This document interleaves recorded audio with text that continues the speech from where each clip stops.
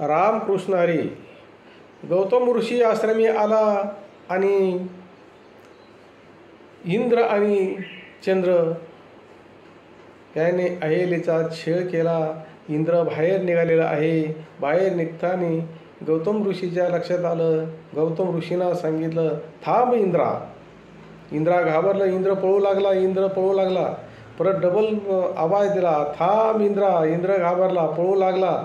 इंद्राच्या अंगावर पाणी शिंतडलं रागाच्या भरात आणि त्याला शाप देऊन टाकला, जा इंद्रा, तुला आयुष्यभर भग पडतील.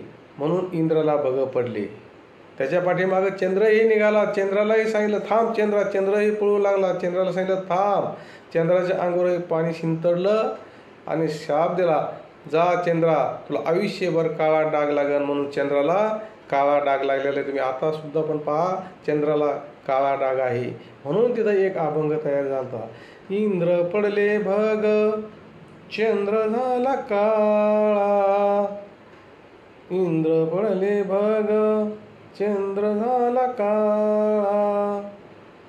रामकृष्ण हरी.